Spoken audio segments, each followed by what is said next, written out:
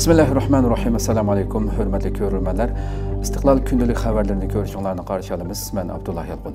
Proqramımızda vətənimiz Şərq Türkistan və dünya gün tərtibidəki ən mühim xəbərlərini huzuruna sunumuz. Qənəmsizlik qıtınlar ekranımız olsun. Amerika, Xitay və Rusiyaga zərbə berələydiğən Tayfun sistemasını tunji qitim aşkarıldı. Amerikanın Tomahawk namlıq başqurulduğan bombalarını qoyub berələydiğən Tayfun başqurulduğan bomba qoyub beriş sistemasi Resolve Dragon hərbi manevrida yaralğan bo'lib, manevrga 20 ming Yapon və Amerika askari qatnashidi ekan. Reuters agentligining bugungi xabarida bildirilishicha, Amerika Yaponiyada o'tir masofaliq Tayfun başqurulduğan bomba qoyub berish sistemasini tunji qitim tunishtirdi. İki davlat bu harakati bilan Xitoy muqimlikni buzg'uvchi deb ayblab kelayotgan qurol yaroqlarni ishiltish to'g'risidagi irodasini qayta ta'kidladi. Xitoyning sharq qirg'og'iga yoki Rossiyaning ba'zi rayonlariga Yaponiyadan zarba bergili bo'ladigan masofaga ega Tomahawk boshqariladigan bombalarni atalaydigan quruqlikdan qo'yib berguvchi sistema yillik Resolve Dragon harbiy manevriga qatnashgan bo'lib, 2 hafta davomlashadigan manevrga 20 ming Yapon va Amerika askari, urush paraxodlari va boshqariladigan bomba sistemalari qatnashidi ekan. Mazkur manevr 12 sentabr boshlangan bo'lib, 25 sentabrgacha davomlashidi ekan. Mazkur sistemani boshqaradigan komandaning qo'mondoni Wade German Iwakuni dengiz piyoda havo armiya bazasida boshqariladigan bomba qo'yib berish sistemasi oldida qilgan so'zida birdan ko'p sistema va o'xshamagan tipdagi o'q-dorilarni ishiltib, dushmanni ikkilantirib qo'ya olamiz dedi. Hem yo'tkilishchan, hem tez sur'atda ishiltishga tayyor holatga kelishi, ehtiyoj bo'lgan vaqtda uni tez sur'atda talab qilingan joyga olib qo'yishimizga mumkinchilik yaratadi degan qo'mondan Tayfunning manevrdan keyin Yaponiyadan ayrilganligini qo'shib qo'ydi. Mazkur sistemaning Yaponiyada tunishtirilishi Beijing va Moskvaning qattiq tanqidiga uchradi. Harbiy tahlilchilar Amerikaning bu yil Avstraliyada rost o'q ishiltilgan harbiy manevr o'tkazganligini, ammo Xitoyga texmi yaqin bo'lgan Yaponiyadagi mavjudligining texmi kuchlik inkas qo'zg'aydiganligini bildirishdi. Amerika Iwakunini Yaponiyadan Filippingacha so'zilgan va Xitoyning dengiz va havo kuchini qorshab harbiy planlarini qiyinlashtiradigan bir qator bazalardan tashkil topgan birinchi orol zanjirining bir bo'ligi sifatida ko'rdi. Yaponiya harbiy xarajatlarini oshirmoqda bo'lib, Ikkinchi dunyo urushidan buyongi eng chong harbiy kengayish planining bir bo'ligi sifatida urush paraxodlari uchun Tomahawk boshqariladigan bombalarni setib olmoqda va o'zining o'tir masofaliq bombalarini taraqqiy qildirmoqda. Rayondagi harbiy kuchayishga mos ravishda qo'shni Tayvan 2026-yildagi harbiy xarajatlarni 5 dan 1 nisbati ko'paytirib, yillik milliy ishlab chiqarish hosilotining 3% dan ko'pragini chiqarishni planlamoqda. Bir harbiy mutaxassis Xitoyning rayondagi taraqqiyotlarni qattiq tanqidlashi va nomussizlarcha bildirlashlarga qarata so'z qilib, Xitoy albatta nishon qilgan qurbonlari o'rnidan dast turib, o'zlarini qo'g'dashga tayyorlanganda shikoyat qiladi, dedi. Trump Xitoyga 50% dan 100% gacha tamojna beji qo'yiladiganligini aytdi. Trump NATO a'zolarini Rossiya nefti setib olishni to'xtatishga chaqirdi. Amerika prezidenti Donald Trump agar barliq NATO davlatlari Rossiyadan neft setib olishni to'xtatsa va Rossiya nefti setib olgan Xitoyga 50% dan 100% gacha tamojna beji qo'ysa, Rossiya Ukraina urushining oxirlashadiganligini aytdi.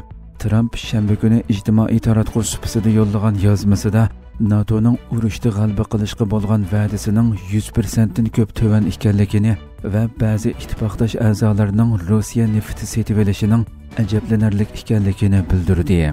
U NATO a'zolariga xitob qilib, bu ahvol Rossiyaga qarshi suhbatdagi o'rningiz va savdolashish kuchingizni zo'r darajada ojizlashtirib etadi, dedi. Bu bayonot Rossiyaning bir qancha uchquchisiz aeroplanining Polsha havo bo'shlig'iga kirishi bilan jiddiylikning kuchayayotgan bir paytida e'lon qilindi. Rossiya uchquchisiz aeroplanlari Polsha havo mudofaa sistemasi tarafidan etib tushirilgan edi. Trump NATO a'zolarining Xitoyga 50% dan 100% gacha tamojna beji qo'yishi kerakligini, bu bojlarning Rossiyaning 2022-yili Ukrainaga qaratgan hujumi bilan boshlangan urush oxirlashganda amaldan qoldirilishi mumkinligini bildirdi. Trump Xitoyning Rossiya ustida kuchli kontrolligi hatto ta'siri bor deb yozdi va kuchli tamojni bejining bu ta'sirini yo'qotadiganligini bildirdi. Trump yozmasida urushning mas'uliyatini uningdan ilgarigi demokratchi Joe Biden va Ukraina prezidenti Volodymyr Zelenskiyga yukladi. Ammo Rossiya prezidenti Vladimir Putinni bu mas'uliyatga kirgizmadi. Trump ilgari Ukrainadagi urushni oxirlashtirish masalasida ilgirlash bo'lmasa, Rossiya nefti setib olgan davlatlarga ikkinchi darajalik jazo yurgizish bilan tahdid solgan edi. Amerika hozir Hindistonning Rossiya nefti importini davomlashtirganligi sababli bu davlatning mahsulotlariga 25%lik qo'shimcha tamojni beji ijro qilmoqda. G7 davlatlari va Yevropa ittifoqi Rossiya bilan bo'lgan savdo munosabatini uzgan va Rossiya neftiga baho chekib bekitgan edi. Buningga qarata Rossiya, Xitoy va Hindiston qatorliq davlatlarga neft setishni ko'paytgan edi. Skorsky Rossiya uchquchsiz havo apparatlari bilan chegaraga tajovuz qilib NATOni sinayotdi dedi. Polsha tashqi ishlar ministri Radoslav Skorsky Trumpning Rossiyaga tava uchquchsiz havo apparatlarining Polsha havo bo'shlig'iga xatolik bilan tajovuz qilganligi haqidagi so'zini rad qildi. Polsha tashqi ishlar ministri Radoslav Skorsky Trumpning so'zini rad qilib, 7 soat ichida yuz bergan 19 qitimliq uchquchsiz havo apparati tajovuzining tasodifiy bo'lmaydiganligini bildirdi. Skorsky o'tgan hafta Polsha havo bo'shlig'iga daxli ta'ruz qilgan Rossiya uchquchsiz havo apparatlarining umumyuzlik bir urushni nishonlamagan taqdirdami NATOning inkosini sinash maqsadi borligini bildirdi. Skorsky Angliyaning muhofazachi gazetiga qilgan so'zida qiziqarli yeri ularning hammasi mag'lub bo'ldi. Bu menga Rossiya bir urush qo'zg'amasdan bizni sinab boqmoqchi bo'layotgandek tuyg'u berdi deganlarni qayd qildi. Skorsky 19 ga yaqin uchquchsiz havo apparatidan faqat 3 yoki 4ning etib tushirilganligi haqidagi tanqidlarni rad qilib, uchquchsiz havo apparatlari nishoniga yetolmadi va mol-mulklarga kichik doirada ziyon soldi. Hech kim yaralanmadi. Agar bu voqea Ukrainada yuz bergan bo'lsa, Ukrainaning o'lchami bo'yicha 100%lik muvaffaqiyat deb qaralgan bo'ladi, dedi. Skorsky agar odam o'lish voqeasi yuz bergan taqdirda Varshavaning inkosining texmi qattiq bo'ladiganligini so'ziga ilova qildi.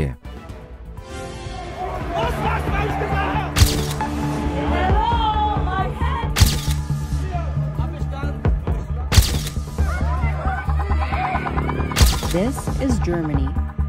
Berlinda G'azzadagi Isroiliya irqiy qirg'inchiligiga qarshi minglagan kishi namoyish qildi. Namoyishchilar qirg'inchilik urushiga xotima berishni talab qilgan holda Germaniyaning Isroiliyaga qurol-yarog' to'shishni to'xtatishni talab qildi. Berlinda 20 mingdan ortiq kishi G'azzadagi Isroiliya irqiy qirg'inchiligiga qarshi g'azabini ifodalash uchun bir yerga jam bo'ldi. Nutq so'zligicha G'azzadagi irqiy qirg'inchilikni to'xtating temasi ostida o'tkazilgan faoliyatda shanba kuni Falastin rayonidagi Isroiliyaning rahimsiz harbiy hujumiga qattiq norozilik bildirdi.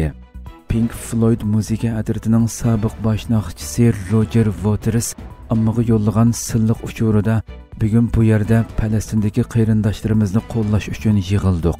Dunyoning har qaysi joylaridagi kishilarning mutlaq ko'p qismi Isroiliya sodir qilgan bu tasvirligisiz jinoyatning oxirlashishini talab qilmoqda. Faqat G'azzada emas, ishg'ol qilingan Falastinning boshqa joylarida ham, dedi. Isroiliyaning 2023-yili oktyabrdan buyon G'azzada elib borgan irqiy qirg'inchilik urushida kam deganda 64803 falastinlik o'ldirilgan.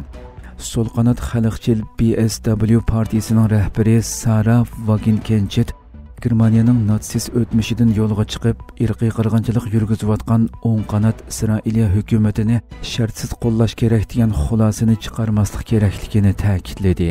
Aksicha chiqarishga tegishlik to'g'ri saboqning o'z ovozini yuksaltirish ekanligini ifodalagan Wagenknecht Germaniyaning faqat bir tomoshabinla emas, balki bir jinoyat sheriki ekanligini o'ttirg'a qo'ydi. U yana bosh minister Friedrich Merzning Isroiliyaga qurol avatish orqali xalqaro qonunni dafsanda qilganligini bildirdi.